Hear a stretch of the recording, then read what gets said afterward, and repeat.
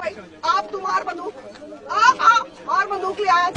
कि आपको बदमाश औरतों के सिवा या बदबूदार लोगों के सिवा, क्योंकि मैं भट्टे मजदूरों का भी बहुत केस करती थी, आपको कोई और क्लाइंट्स नहीं मिलते। हालांकि मैं वो केसेस तो मुफ्त करती थी, मगर मुझे वो सुन के बहुत दुख हुआ कि एक तो प्रेजुडिस माइंड और दूसरा ये, तो फिर मैंने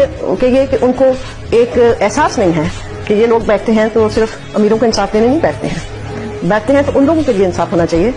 जो कि वाकई जिनसे बदबू आ रही हो, जो फटे हुए कपड़ों से आते हैं वहां पे। तो कस्टडी का मैं किसी मर्द का केस नहीं करती हूँ, क्योंकि मैं ये समझती हूँ क्योंकि हम औरतों के लिए यहाँ बैठे हैं। अगर हमने मर्दों का केस लेना शुरू कर दिया तो वो औरतें कहाँ जाएंगी। ये नहीं कि मैं प्रेजुडिस्ट हूँ, हो सकता है कोई मर्द भी ठीक हो, मगर ये दफ्तर औरतों के लिए है। तो वो बढ़ता गया, इंसान मेहनत भी करता है, और मैं सच्ची समझती हूँ, सच्चे दिल से ये समझती हूँ कि आज अगर मेरी प्रैक्टिस है जहाँ है, वो मेरे उन लोगों की वजह से है जिनका मैंने मुफ्त केस किया और जिनको मैंने कोई इंसाफ करवाया, उनकी दुआएं हैं। वरना क्या मेरी औकात एक इस माशरे में औरत होना और फिर प्रैक्टिस मेरी इतनी बेहतर होना कि शायद मेरा ख्याल है कि आज पाकिस्तान में लीडिंग खातून हूं मैं वकील जो कि प्रैक्टिस करती है,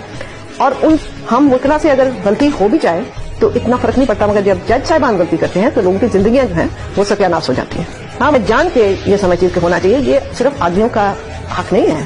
कि वो हमारी बात काउंसलें चलाएं, हमारी बड़ी कंट्रीब्यूशन है औरतों की वहां पे, आप इस चीज को ना भूलें। मैंने आपसे राबिया कारी का नाम दिया, हमने जिस तरीके से काम